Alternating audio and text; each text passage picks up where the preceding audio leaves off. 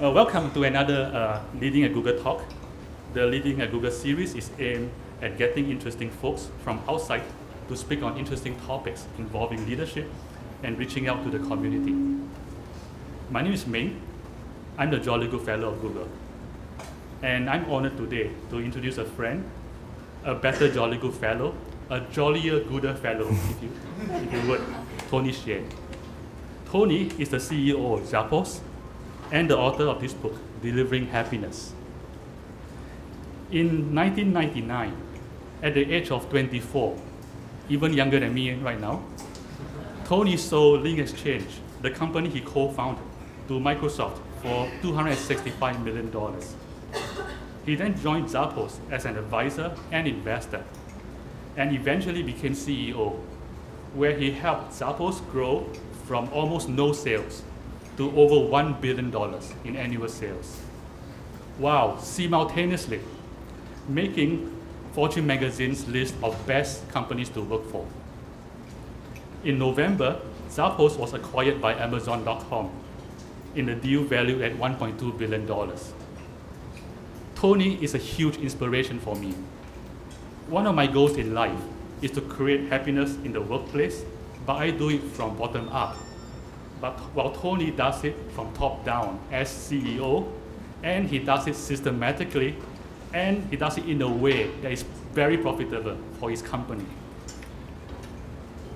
His example is deeply inspiring for me, and I hope he will become a model for all the CEOs in the world. And with that, please welcome Dr. Hsieh. Thank you. Thank you. Thank you.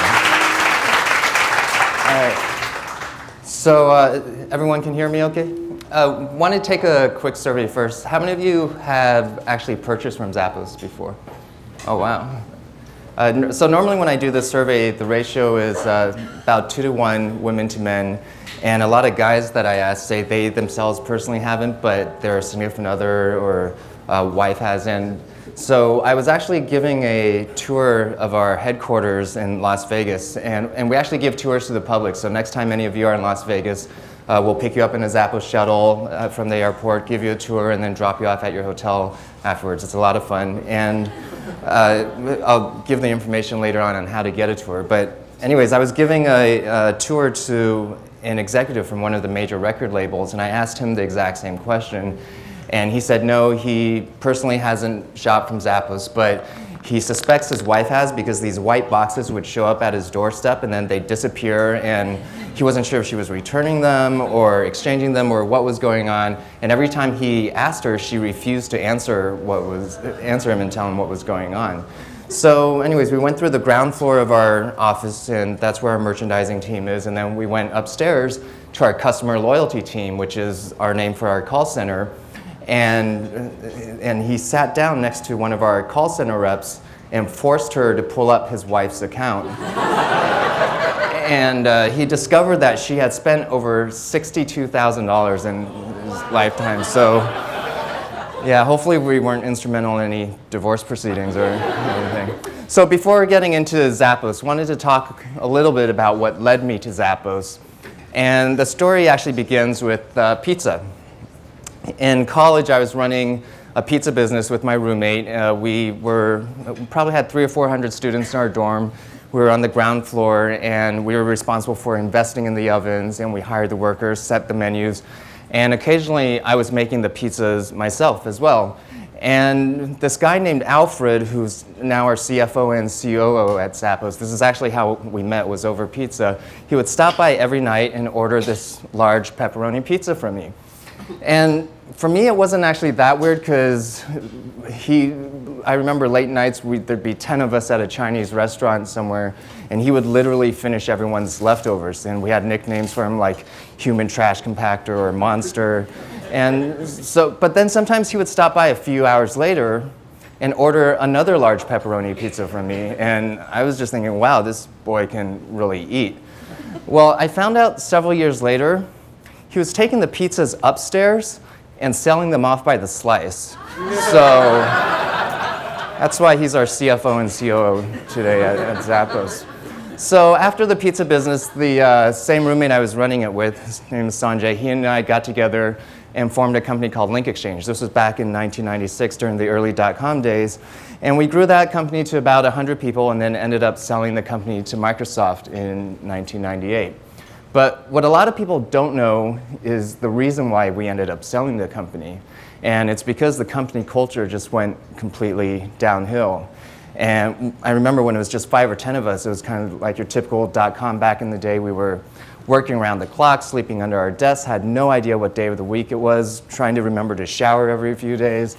But it was a lot of fun. And as we were growing, we had friends that were on trips across the country on vacation, and they would stop by and hang out for a day or two, and then we'd hire them, and they never made their way back home. And that got us to about 15 or 20 people. And then when we got to 20 people, it was still a lot of fun, but we ran out of friends. And so we started hiring people that had all the right skill sets and experiences, but they weren't necessarily good for the culture.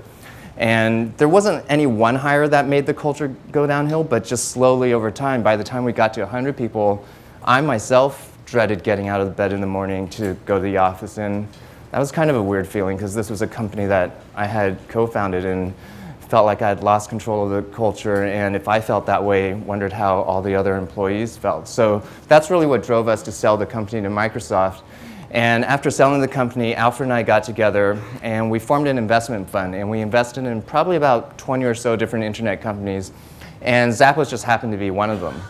But over the course of a year, I realized that for me, investing was really boring. I felt like I was sitting on the sidelines and not really involved in, and I really missed being part of building something. And so within a year, I joined Zappos full-time, and I've been with Zappos ever since. I'm sure many of you have heard last July, Amazon announced they were acquiring Zappos, and that deal officially closed in November. But actually, it's very different from most deals that Amazon has done. In most of their deals, the plan is to acquire the company and then integrate it into Amazon. For this, as a precondition for even talking about the scenario, we told them we wanted to remain independent and continue to grow the Zappos brand and our culture and our way of doing business our way. And so they've stayed true to their word, so we're pretty happy with that. And basically, instead of flying once a quarter to the Bay Area for board meetings, we now fly once a quarter to Seattle.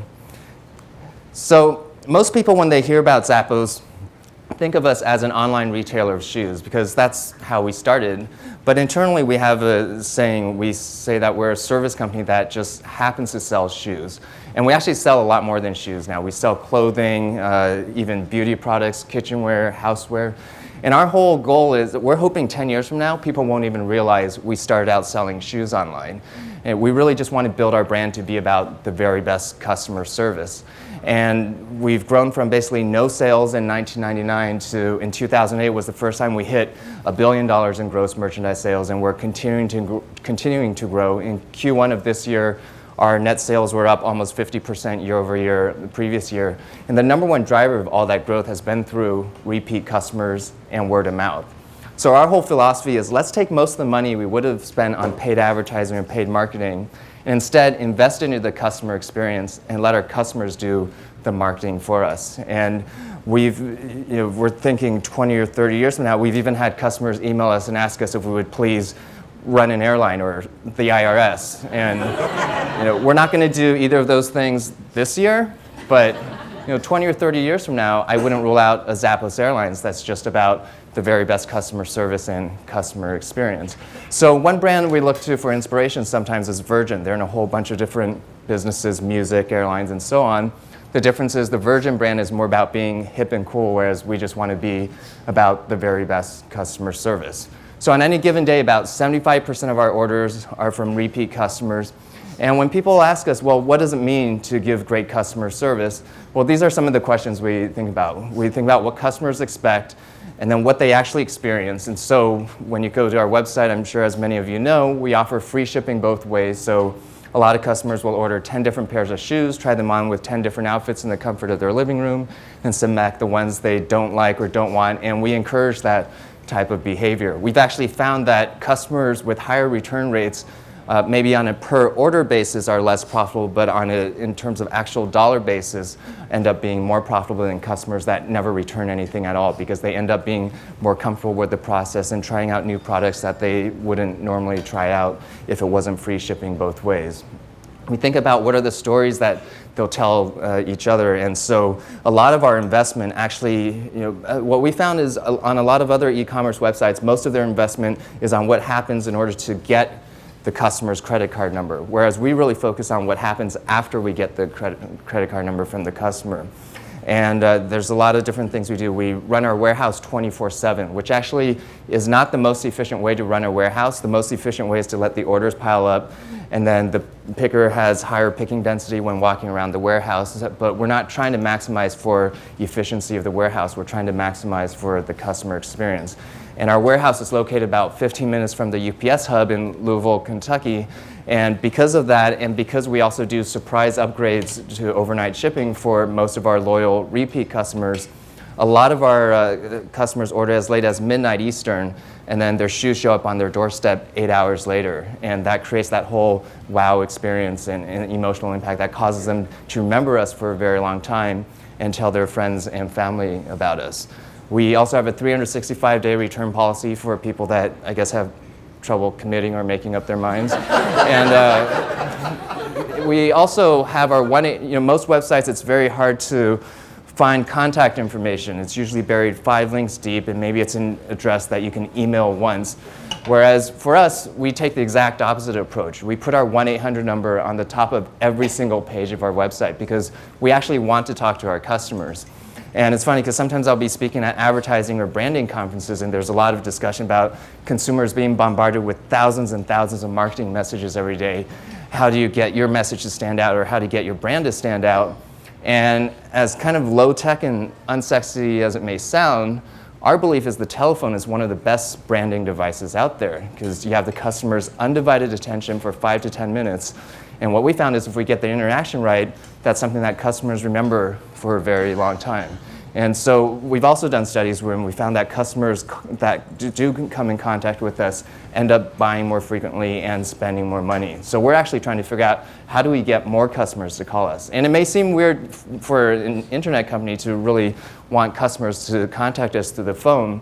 Most of our phone calls actually do not result in orders. Only about 5% of our overall sales volume is through the telephone. But customers call for all sorts of different reasons. Maybe it's their first time going through the returns process and they just need a little help stepping through how to print out that free return label, or maybe they have a wedding this weekend and they just want some fashion advice. And we have some customers that call us, I think, just because they're lonely, and we'll talk to them as well. We run our call center very differently from most call centers. Most call centers are, again, focusing on efficiency, viewing that as in the lens of expense minimization, whereas for us, we really view it through a branding lens. What can we do to really build the Zappos brand to be about the very best customer service? And what we found is that on average, every customer does call us at least once sometime during their lifetime. And if we get that interaction right, it's something they remember for a very long time and tell their friends and family about, and that's really what drives a lot of our growth. So we don't have scripts. We don't measure call times. Most call centers are all about how many customers can each rep talk to, which translates into how quickly can you get the customer off the phone. In fact, I just got an email yesterday. Our longest phone call was 7.5 hours long from last week, I think. And I'm not sure how the bathroom situation worked out for that one. And in fact, if someone calls and is looking for a specific pair of shoes, if we're out of stock of their size, everyone's trained to look on at least 3 competitor websites. If they find it there, direct the customer to the competitor. And obviously we lose that sale, but we're not trying to maximize for every single transaction. We're trying to build a lifelong relationship with our customers. So for all this about building our brand to be about customer service is actually not our #1 priority. Our #1 priority is company culture. And our whole belief is that if we get the culture right, then most of the other stuff like delivering great customer service or building a long-term enduring brand or business will just happen naturally on its own. So there's a lot of stuff that we really invest in on the culture side. And it starts with the hiring process. when we hire people, we actually do 2 completely different sets of interviews. The first set is kind of your standard stuff that the hiring manager and his or her team will do, interview for fit within the team, relevant experience, technical ability, and so on. But then we do a second set of interviews done by our HR department purely for culture fit, and they have to pass both in order to be hired. So we've actually passed on a lot of really smart, talented people that we know can make an immediate impact on our top or bottom line. But if they're not a culture fit, then we won't hire them. And the reverse is true too. Even if someone is a superstar at their specific job function, if they're bad for our culture, we'll fire them just for that reason. And our performance reviews are 50% based on whether the employee is living and inspiring the core values of the company, which is essentially a formalized definition of our culture. The other thing that we do is everyone that's hired into our headquarters in Las Vegas, it doesn't matter what position, goes through 5 weeks of training. 1 week is in Kentucky later on, where our warehouse is. They do all the warehouse functions, picking, packing, shipping, receiving, and so on. But the first 4 weeks, they go through the exact same training as our call center rep. And we go over company history, the importance of company culture, our philosophy about customer service. And then you're actually on the phone for 2 weeks taking calls from customers. And the reason we have everyone, regardless of what department they're eventually going to end up in, do that is because if we're serious about building our brand to be about the very best customer service, then customer service shouldn't just be a department. It should be the entire company. And during that process, it's an additional vetting period for us because it's pretty hard to fake an attitude for that long a period of time. And there's actually been people that we've had to let go during that process because they felt customer service was beneath them. And this is all before they actually started their actual job. The other thing we do is at the end of the first week of training, we make an offer to the entire class. And the offer is this. We will pay you for the time you've already spent training, plus a bonus of $2,000 to quit and leave the company right now. And that's a standing offer until the end of training, and then we actually extended a couple months after that and up it to $3,000. And the reason we do that is because we want, in Las Vegas, there's plenty of other call centers. Starting pay is $11 an hour, and we don't want someone that's there just for a paycheck. We want employees that are there because they really believe in the long-term vision of the company and really feel like this company culture is one that they want to be a part of and contribute to. And only about 2 or 3% of people end up taking the offer. When we first started this offer a few years ago, it actually started out at $100, and we keep upping the offers now at $2,000 or $3,000 because we feel like not enough people are taking the offer. But our original intention was actually to weed out the people that would have probably left the company or been fired 6 or 9 months down the road anyways. But what we found is the biggest benefit to it is actually from the people that don't take the offer, because they still have to go home over the weekend, talk to their friends and family, and ask themselves, is this a company that I really believe in and want to commit to? And when they decide to turn down the easy $2,000 or $3,000, when they come back to the office on Monday, they're that much more engaged and passionate and committed, and by far that's been the biggest benefit of doing that. The other thing we have is something called a culture book, which I'll give instructions later on for how to get one for free, but it's something we put out once a year, and we've done it for, I think, 6 years now. And we ask all our employees to write a few paragraphs about what the Zappos culture means to them. And except for typos, it's unedited. So it's like when you go to Amazon, customer reviews of a product, these are essentially employee reviews of the company. And it's organized by department, so you can see how the warehouse culture might be slightly different from the accounting culture, and I'll make that freely available. We also train everyone on how to use Twitter. If you go to twitter.zappos.com, there's a link where you can see the 500 or so Zappos employees that are active on Twitter. And there's another page where you can see an aggregated page of all the employees' tweets together. So that can also give you a pretty good sense of our culture. So for the next several years at least, the way we're thinking of the Zappos brand is internally we refer to it as the 3 C's, clothing, customer service, and culture. And this is essentially based on the life cycle of the customer. So customers that have never heard of Zappos have no idea what we do. We want them to know that we have a great selection of clothing and footwear and other product categories. Once they know about that, then we want them to know that we're all about the very best customer service. And that's not something that so much we tell them as they experience when they call our call center or experience that surprise upgrade to overnight shipping or see how easy the free return shipping is. And once they know that we're all about the very best customer service, then we want them to know about our culture and our core values, because that's really the platform that makes everything possible. So we've actually had customers tell us that when they get that perfect pair of shoes or perfect outfit, that Zappos is happiness in a box. So whether it's the happiness that that customers feel when they get that perfect outfit, or the happiness that customers feel when they experience great service or have a great customer experience, or the happiness that employees feel from being part of a culture where the core values of the company match their own personal values, the thing that really ties all of these things together that we realize is that Zappos is really just about delivering happiness, whether it's to customers or employees, and we apply that same philosophy to vendors as well, and so hence the title of my book that just came out. So I wanted to talk about two books. When you come on the tour, first thing you see in our lobby is the Zappos library. We have about 30 or 40 titles there. And it's not a lending library, it's actually a giving library. The books are freely available to employees and to visitors alike. But two of the titles that we and also I personally really like are Good to Great by Jim Collins and Tribal Leadership.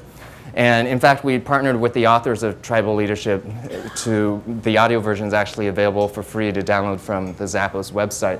And in fact, we even teach classes on both of these books at Zappos. And the reason why I find both of these books interesting is because the authors did their research and looked at what separated the great companies in terms of long-term financial performance from just the good ones. And they found that there were two important ingredients that the great companies had that the good ones or mediocre ones generally didn't have. And they were actually surprised by what they found through the research. And the first ingredient that they found the great companies had was they all had very strong cultures. And so we formalized the definition of our culture into 10 core values. And the difference is, a lot of, especially larger corporations they might call them core values or guiding principles or so on. The problem is usually they're very lofty sounding. They kind of read like a press release that the marketing department put out, and maybe you learn about it on day one of orientation, and then it becomes this meaningless plaque on the lobby wall. For us, we actually wanted to come up with committable core values, and by committable, we mean we're willing to hire or fire people based on them, independent of their actual job performance. And when you use that criteria, it's actually a pretty hard list to come up with. And we actually spent a year coming up with it. It wasn't just a few high-level executives spent a weekend at an offsite and came up with the list. Instead, this was about 5 years ago, I emailed the entire company and just asked them, what should our core values be? Got a whole bunch of different responses back, and then we went back and forth for a year, and then finally came up with our list of 10 core values. So this is our list of 10. You can actually, if you do a Google search for Zappos core values, it should be the first thing that pops up. The other actually interesting litmus test for when we were trying to come up with our core values, and in general to think about for any company that's thinking of core values, is if you do a Google search for any one of these individual core values, on almost all of them, Zappos is the #1 result or on the first page. And for almost any other companies, if you search for their core values, they're nowhere to be found if you search for them one at a time. So we actually have interview questions for each and every one of these. Probably the one that trips us up the most in the hiring process is the last one, be humble, because there's a lot of really smart, talented people out there that are also egotistical. And for us, it's just not a question. We just won't hire them. But it's one of those things that is actually probably the hardest to have an interview question for, because you can't say, how humble are you? And they say, I'm the most humble person in the world. But one way we actually test for this is, I talked about how we'll pick you up from the airport in a Zappos shuttle and give you a tour. Well, for candidates, a lot of them are from out of town. Do the same thing, pick them up in a Zappos shuttle, give them a tour, and then afterwards, they'll spend the day interviewing. At the end of the day of interviews, the recruiter will actually go back to the shuttle driver and ask how he or she was treated. And if they weren't treated well, it's not even a question. It doesn't matter how well the day of interviews went, we won't hire that person. And so number 3, I'll give some examples. Create fun in a little weirdness. One of our interview questions is, on a scale 1 to 10, how weird are you? And if you're 1, you might be a little bit too straight-laced for the Zappos culture. 10, maybe a little bit too psychotic for us. But really, it's not so much the number that we care about, it's how they answer, because our belief is that everyone is a little weird somehow, and this is really more just a fun way of saying that we really recognize and celebrate each person's individuality, and we want their true personalities to come out and shine in the workplace. There's so many people where they're a different person at home on weekends versus when they're inside the office, and people in corporate America leave a little bit of themselves, or in a lot of cases, a big part of themselves at home. And we really strive to create an environment where people are just comfortable being themselves. So instead of worrying about work-life separation, it's about work-life integration, where it's just the same person. And not only are you comfortable being yourself, but when you connect with your coworkers, it's not just coworker relationships, but true friendships that end up forming, where you would choose to hang out with these people even if you weren't working at the same company together. And so, for example, for managers, we actually encourage them to spend 10 to 20% of their time outside the office with their team and whoever they work with. And initially, the reaction we get back, especially from people from other companies, is, well, that sounds fun, but is it really working? There's an endless list of things to do. But then we go back and survey the managers that have done it, and we ask them, how much more productive and efficient is your team? Because communication is better. There's higher levels of trust. People are willing to do favors for each other because they're doing favors for friends, not just coworkers. And the answers we get back in terms of increased productivity range anywhere from 20% to 100% more productive. So kind of worst case scenario, you're breaking even and having more fun with it. Number 4, be adventurous, creative, and open-minded. One of our questions for the interview is, on a scale of 1 to 10, how lucky are you in life? 1 is, I don't know why bad things always seem to happen to me. And 10 is, I don't know why good things always seem to happen to me. Well, we don't want to hire the 1s because they're bad luck and they'll bring bad luck to Zappos, and that's not good for us. But this was actually inspired by a research study I'd read about a few years ago, where they actually asked that exact same question to a random group of people, got answers all over the board, and then afterwards they had the subjects do a task. And the task was to go through a newspaper and count the number of photos that were in that newspaper, and when they were done, give the answer to the researcher. But what the participants didn't know was that it was actually a fake newspaper. And sprinkled throughout the newspaper were these headlines that would say things like, if you're reading this headline, you can stop, the answer's 37, plus collect an extra $100. And what they found was that the people that consider themselves unlucky in life generally didn't notice the headlines. But, they went through the task at hand and eventually came up with the right answer. And the people that consider themselves lucky in life generally stopped early and made an extra $100. So the takeaway is that it's not so much that people are inherently lucky or unlucky, but luck is really more about being open to opportunity beyond just how the task or situation presents itself. And so that's why we asked that question for core value number 4. One of our other core values is about being open and honest, and we really embrace transparency, whether it's with our customers, with our employees, or with our vendors. So, for example, with our customers, last quarter, we have a quarterly all-hands meeting, and last quarter we actually live streamed that on the internet to the public. For employees, we have this monthly newsletter called Ask Anything, where it's literally that. Employees can ask about financials or what brands we're going to carry, or really any question we want, and we'll get the right person to answer that question and then compile it all with the questions anonymously and then send it out as a newsletter to our employees once a month. And with our vendors, we have an extranet. We work with about 1,500 different brands, and they can all log into our extranet, our backend system, and view the exact same information our own buyers and merchandisers can see. So they can see on-hand inventory, what sales are, profitability, markdowns, and so on. And when we first opened this up to them, their response was great. Love all this extra information, but aren't you worried the information is going to get into the hands of competitors? And I'm sure realistically, some of the information probably does make its way into the hands of competitors at some point. But on the flip side, we now have an extra 1,500 pairs of eyes helping us co-manage our business, and they're not on our payroll. And a lot of times they'll catch stuff that our own buyers or merchandisers might miss because our buyers and merchandisers have portfolios of anywhere from 20 to 30 brands, so they may miss that one style that's taking off, and our brand partners are really just focused on this and logging in several times a day, reading the nightly email reports, and it really just makes them a true partner in the business. So this is a common reaction we get. Happy for you, Zappos, you have this great culture, but the stuff you do would never work at my company. And what's interesting is that from the research that was done in Good to Great, what they found was that it actually doesn't matter what your core values are. So I'm not up here trying to say other companies should adopt the Zappos culture and core values, because in most cases that would probably not be the right choice, the right decision for another company. But what I am saying is that having core values that you actually commit to is what matters. It's not what the core values are themselves. And what they found was the most important thing in their research was that you had a strong culture, that you had alignment throughout the organization. That's where the real power comes from.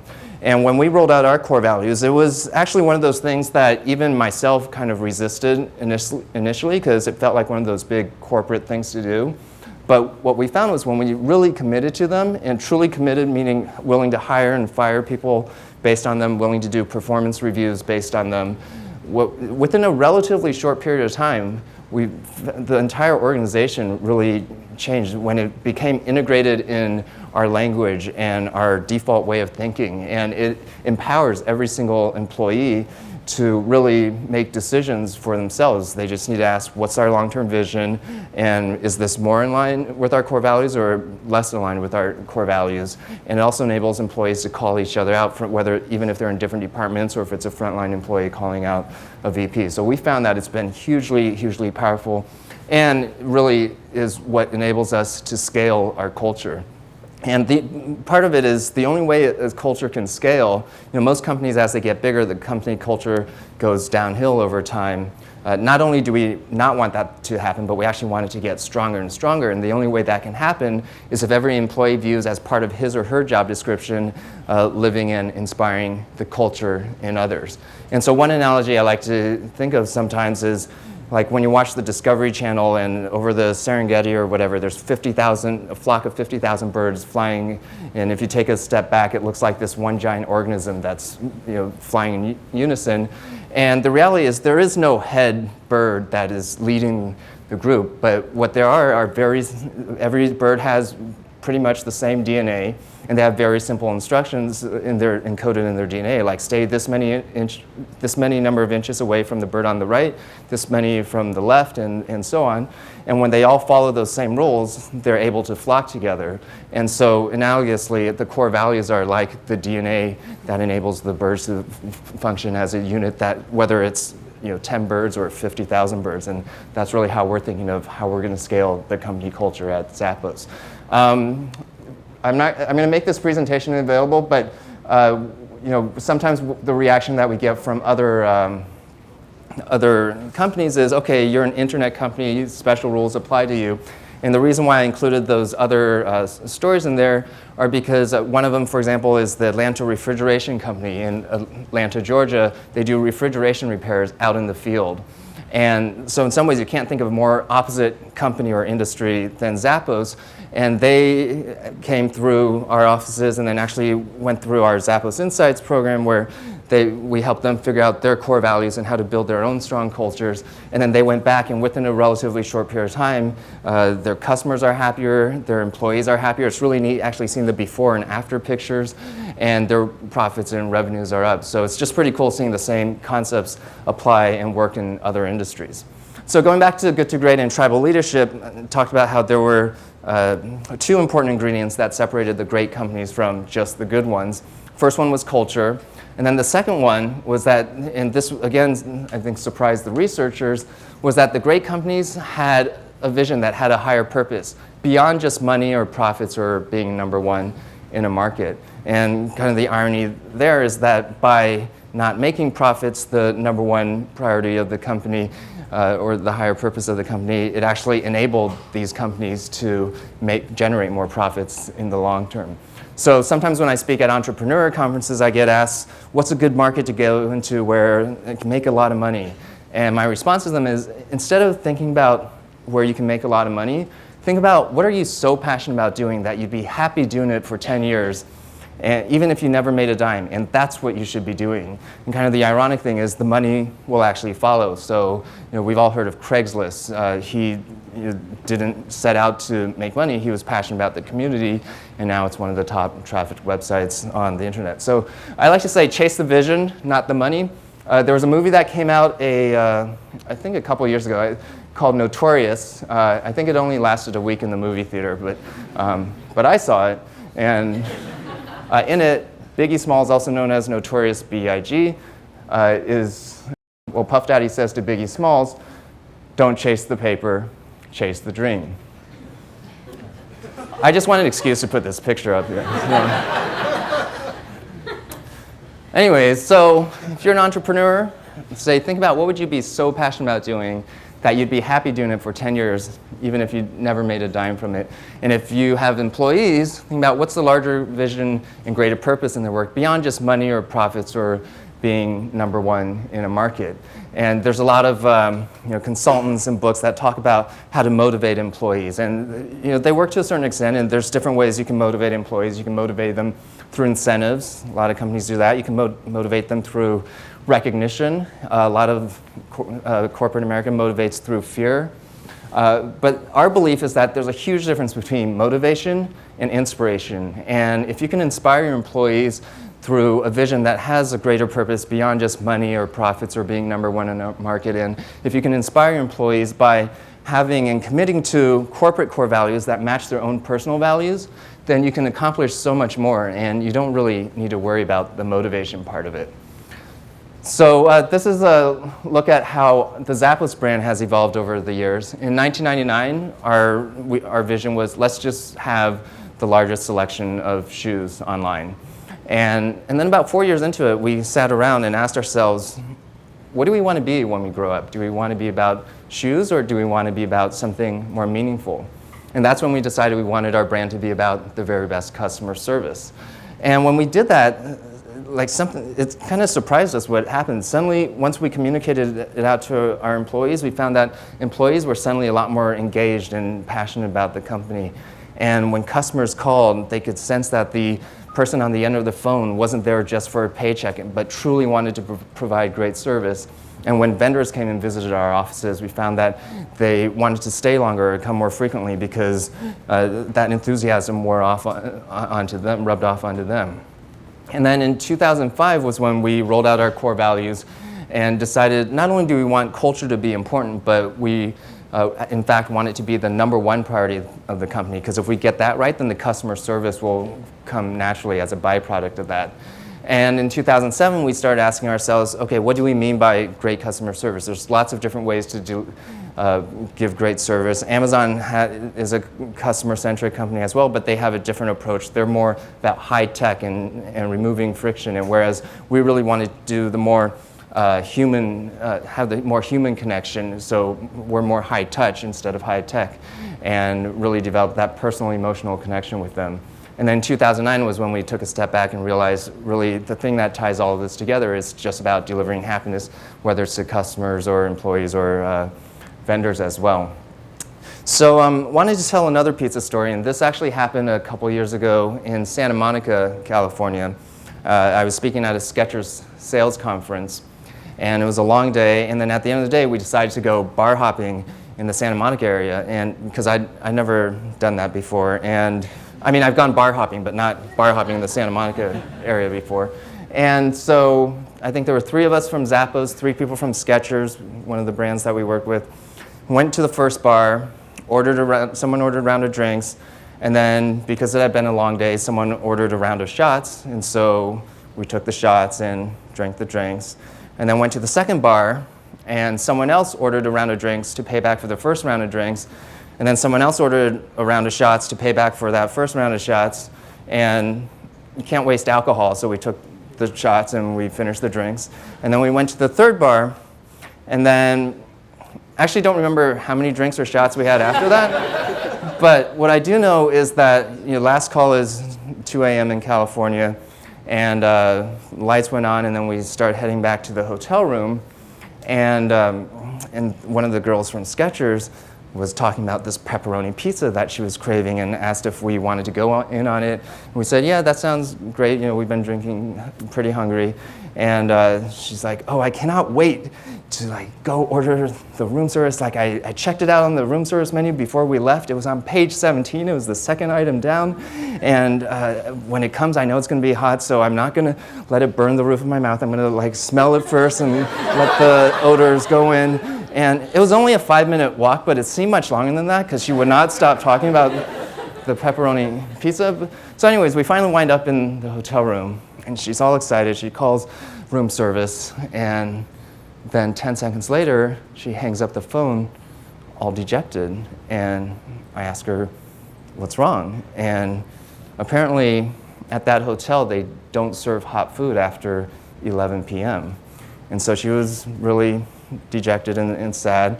And so to try to cheer her up, I say, oh, did you know in college I used to make pepperoni pizzas? And she looked at me and was like, that's so not helpful right now. And then the three of us from Zappos were like, oh, and we were more than a little bit inebriated. We said, call Zappos, we'll take care of you. We're all about the best customer service. And in our minds, that really was the funniest thing ever. And so she actually took us up on our dare and put the phone on speakerphone, called Zappos, and the rest of us are in the background trying not to make any noise, but trying to laugh as quietly as possible. And the rep said, thanks for calling Zappos, how can I help you? And the Skechers girl says, oh, thank goodness you answered. I'm in Santa Monica right now and been eyeing this thing on the room service menu, page 17, item number 2, pepperoni pizza, but they don't serve hot food after 11 p.m. What kind of hotel does not serve hot food after 11 p.m.? Is there anything you can do for me? Yeah, so first there was an awkward silence. And then the rep said, you called Zappos, right? We sell shoes, we sell clothes, we don't sell pizza yet. And the Skechers girl said, yeah, but I heard you're all about the very best customer service. And the rep said, okay, hold on. And put us on hold for 2 minutes, and then came back and listed the 5 closest places in the Santa Monica area that were still open and delivering pizza at that hour. Now, I hesitate a little to tell the story because I don't want all of you to start calling Zappos and ordering pizza. But obviously, we don't have a process or procedure for late night drunk pizza orders. But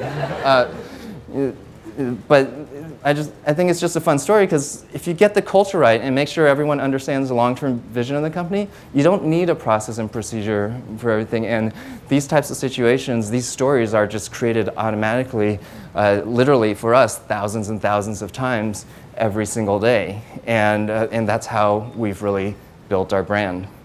So, it was 3 a.m. by that time, so we did not actually end up ordering the pizza, but she actually went back and put together this care package for the rep, and so the rep is very happy now.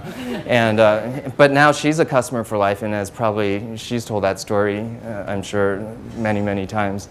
And that's really what, these are the types of things that we think about, like where does the story begin and where does it end? And for us, the story doesn't end when we get the credit card. It's really just this ongoing, lifelong relationship with customers. And we really think of ourselves as being in the stories and memories business and experience and emotions business. And so that's what eventually led us to really think about building the brand to be about happiness or delivering happiness. So wanted to take a step back from all this business talk and actually have you guys think about this question: what is your goal in life? And so whatever your actual answer is, think about that. And what's interesting is that if you actually ask different people this question, you'll get all sorts of different answers. Some people will say to grow a company, other people will say get a great job or get a boyfriend, girlfriend. And then ask yourself why. So whatever you had as your goal in life, ask yourself why. And then people will come up with different answers. Retire early, make money, find a soulmate. And then ask yourself why again. And people will come up with the next set of answers. But if you keep asking yourself why over and over again, what's interesting is that eventually everyone ends up with the same answer. And that's whatever their goal in life is, whatever they're pursuing, they believe will make them happier. So a couple years ago, having nothing to do with Zappos, I started reading books and articles and so on about this field of research that's essentially about the science of happiness. The formal name for it is positive psychology, and it actually didn't exist prior to 1998. So I'm not talking about go to the self-help section of a bookstore and read books that say, think positive and you'll be happy. I'm talking about actual research that's been done. And prior to 1998, almost all of psychology was about looking at people that had something wrong with them and then figuring out how to make them more normal. But almost nobody bothered to study how do you look at normal people and make them happier. So just more as a hobby and everything, I thought, oh, that's pretty interesting. And so I started reading books and articles on the topic. And one of the consistent things that has come out of the research is that people are very bad at predicting what will make them happy in the long term. Most people think, once I get X, then I'll be happy, or once I achieve X, then I'll be happy, when the research shows that's not true. There's studies of lottery winners, for example. You look at their happiness level right before winning the lottery, and then look at their happiness level a year later, and a year later it's the same or maybe even a little bit lower than it was right before they won the lottery. And the reverse is true as well. There's people that have become unexpectedly blind, and you look at their happiness level a year later, and a year later it's actually right back to where it was before they became blind. So I thought this was interesting, and then started thinking about it both for my own personal life, but also for business as well. Because if people are bad at predicting what will make them happy, then for us trying to build a brand around customer service isn't just as simple as asking customers what do they want, because they may not know. And same thing for employees. If we're trying to build a culture with a lot of happy employees, you can't always just ask employees what it is that will make them happy, because what the research has shown is that people are bad at predicting what will actually make them happy. And for our business and yours as well, there's a lot of science behind a lot of the stuff we do. We look at conversion, customer acquisition metrics, repeat customer behavior, and so on. And I don't know what the right percentage is, but if the ultimate goal is happiness, then what percent of your time do you want to spend studying and learning about the science of happiness? How much happier could you be, and how much could that potentially help your business, whether it's in dealing with employees or customers or vendors? A lot of people go through decades trying to get to this ultimate destination of happiness, and then when they get there, realize it's either very short-lived or maybe not even there at all. What if by studying the science of happiness, in the research that's already been done, just reading up on it a little bit, you could kind of maybe skip some of the steps and just go straight to the happiness part of it. So I thought that was interesting. So I just wanted to share a few different frameworks, a kind of Cliff Notes version of what I thought was interesting from the stuff that I've read about. And the first framework is that happiness is really just about four things: perceived control, perceived progress, connectedness, meaning the number and depth of your relationships, and vision, or meaning being part of something bigger than yourself. And what's interesting is that you can not only apply this to your own life, but you can apply it to business as well. So, for example, for perceived progress, in our merchandising department, we used to hire employees entry level, and then give them all the training and mentorship and so on. They'd get certified, and then they'd get a promotion 18 months later, and then they get another set of training and certification, and then 18 months after that, they'd get a promotion to become a buyer, which within Zappos is a pretty big deal. So it took them 3 years to become a buyer. Well, instead of giving a promotion every 18 months, we changed it a few years ago so that we gave smaller promotions every 6 months. And even though nothing had changed, they still had to go through the same certification and mentorship and training and so on, except we found that, and it still took them exactly 3 years to become a buyer, but we found that because there was this ongoing sense of perceived progress, that employees were much happier, and it cost the company nothing to do that. Another framework is Maslow's hierarchy. There's a great book called Peak by Chip Conley, P-E-A-K, where he actually condenses this into 3 levels and applies it to employees and customers and investors as well. And so, for example, for employees, the 3 levels of the pyramid are in terms of what they think of their work, whether they think of it as a job versus career versus calling. And our whole goal at Zappos is to move them up the pyramid, to think of their time at Zappos as a calling, and we still want employees at Zappos 10 years from now. And the only way that's going to happen is if we provide all the training and mentorship and so on so that they feel like they're growing both personally and professionally. And so we offer a lot of different classes. We have 30 or 40 different courses now, and they're not just professional courses. There's also, for example, one on the science of happiness that helps them with their personal growth as well. And the last framework I want to share was 3 different types of happiness: pleasure, engagement, and meaning. The first type I like to call the rock star type of happiness because it's about always chasing the next high. And it's great if you can sustain it. The problem is it's very hard to sustain unless you're basically a rock star. And what the research has shown is out of these 3 types of happiness, as soon as your source of stimuli goes away, your happiness level just drops right back down to where it was before. The second type is called flow. There's a book by the same name, and it's about those moments, and we've all experienced this. For some people, it might be while running. For other people, it might be painting. But it's about when you're so into something that you're doing that 3 hours pass by, but it seems like only 20 minutes have passed by. And other attributes that are associated with this are that you lose a sense of self-consciousness or even self because you're so into what you're doing. And professional athletes refer to it as being in the zone, where peak performance meets peak engagement. And kind of the strategy there is just notice when it happens and then either change who you hang out with, your friends or your environment or your job or where you live to try to have that type of occurrence happen more frequently. And what the research has shown is that this is actually the second longest lasting type of happiness. And the third type is about being part of something bigger than yourself. And so that might mean for some people volunteering for their favorite charity, for example. And what the research has shown is this is actually the longest lasting type of happiness. So what I thought was interesting is most people go through life chasing after the first type, thinking once I could sustain it on an ongoing basis, which is pretty much impossible, then I'll worry about the second type, and then if I ever get around to it, then I'll worry about the third type.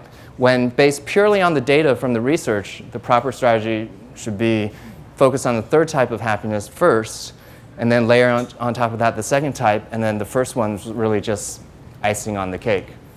So some books that I recommend, probably the one that's made the biggest impact on my life over the past 5 years is Happiness Hypothesis. The author looks at a whole bunch of different religions, philosophers, and religions, philosophers, and cultures from different time periods. And each of them has a different belief as to what happiness means or how to achieve it. But then what I found was interesting is he compares their beliefs to actual scientific research that's been done, and then either agrees or disagrees with different parts of their beliefs.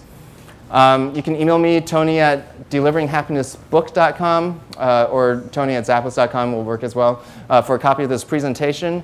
Also the culture book I talked about, happy to send out for free. It's actually on back order, I think, a couple weeks right now, but as soon as it gets in, we'll send it out to you. Next time you're in Las Vegas, if you come for a tour, Monday through Thursdays, tours.zappos.com. And just wanted to end with, the research has shown that great businesses are the ones that are able to combine profits, passion, and purpose. And what I thought was really interesting, and this was kind of a weird aha moment for me when I took a step back, was that the research from the science of happiness is about being able to combine pleasure, passion, and purpose. So in a weird way, it's almost like what makes for a great business is almost like a fractal of what makes sense for individual happiness. And this is really what we're trying to achieve at Zappos, and what I'm hoping that the book that just came out will help other businesses is really think about happiness as a business model. And just want to leave you guys with thinking about what % of your time do you want to spend learning about the science of happiness, and how can learning about it really help yourself personally, your business, or your brand. And if the research shows that businesses that have a higher purpose actually are able to achieve more long-term profits, and if the research shows that, for you personally, if you have a higher purpose that actually leads to more happiness, then think about what is your your company's higher purpose, and what is your own higher purpose. And I'm not up here trying to sell more shoes, but if through this presentation you've been inspired to focus more on making customers happier by really thinking more about the customer experience or customer service, or you've been inspired to really make employees happier by focusing more on company culture, or you've just been inspired to make yourself happier by learning a little bit more about the science of happiness. If any of those things have happened, then I'll have done my part in helping Zappos achieve our higher purpose, which is all about delivering happiness to the world. Thank you very much.